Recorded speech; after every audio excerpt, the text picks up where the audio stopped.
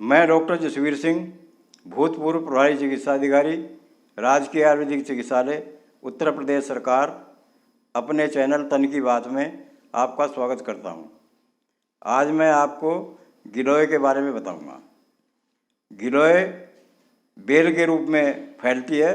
इसको किसी गमले में भी आप लगा सकते हैं और ये अधिकतर जो है मकान की रेलिंग पर या पास खड़े हुए वृक्ष पर आसरा ले लेती है और उसी पे चढ़ जाती है।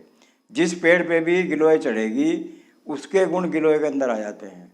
इसीलिए नीम के ऊपर चढ़ी हुई गिलोय को सबसे अच्छा माना गया है।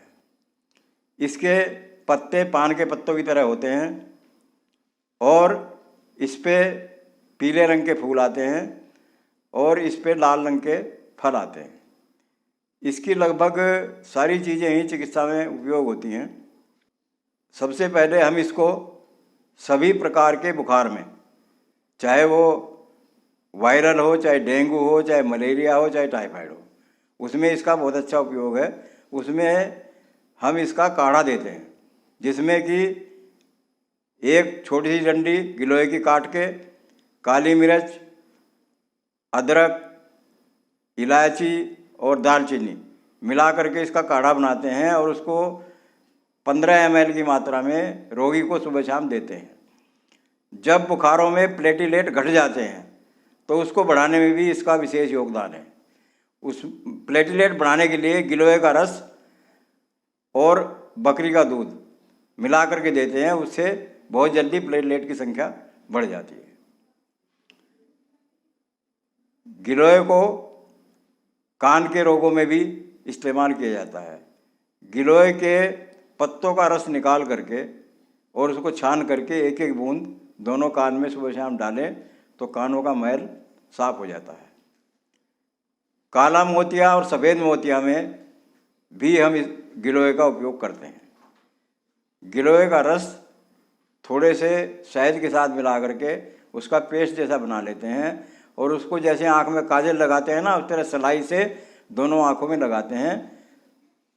उसमें दोनों प्रकार के मोतिया में ये लाभ करता है। कॉन्स्टिपेशन, वोमिटिंग, नौसिया यानी जी मचलाना और एसिडिटी, इसमें भी गिलोय का विशेष रोल है। गिलोय के रस को 10 ग्राम मिश्री के साथ मिला करके अगर हम खिलाएं तो इन चारों बीमारियों में ही विशेष लाभ होता है। कॉन्स्टिपेशन में इसको गुड़ के साथ भी दे सकते हैं।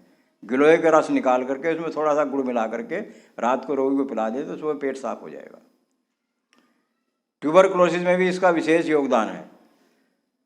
फेफड़े के जितने भी रोग हैं, अस्थमा, ट्यूबरकुलोसिस, उसमें भी इसका रस जो है शहद के साथ मिला के दिया जा सकता है। जॉन्डिस में इसका विशेष रोल है। जॉन्डिस एक लीवर की बीमारी है जिसमें कि खून बनना बंद हो जाता है, पीलापन आ जाता है शरीर में। तो उसमें 10 ग्राम गिलोय के रस को शहद के साथ मिला करके सुबह शाम रोगी को पिलाते हैं और इसकी डंठल का छोटे छोटे टुकड़े करके उसकी माला बना के भी रोगी के गले में डालते हैं। उससे भी फायदा होता है।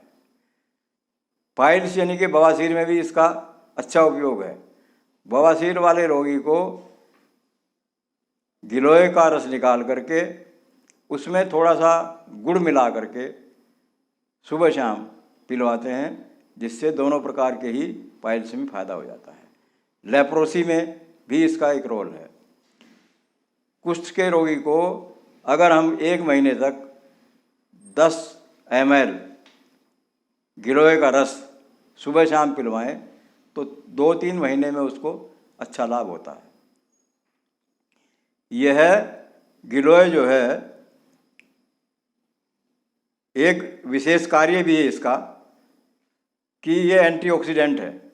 इसको अगर हम सुबह सुबह इसका काढ़ा बना करके पिएंगे तो ये रोग प्रतिरोधक क्षमता को बढ़ाती है और मनुष्य को जल्दी से कोई रोग नहीं होता है। एक बीमारी होती है फील पाँव, जिसको फाइलेरिया कहते हैं। उसमें पैर जो है हाथी के पैर के बराबर मोटा हो जाता है।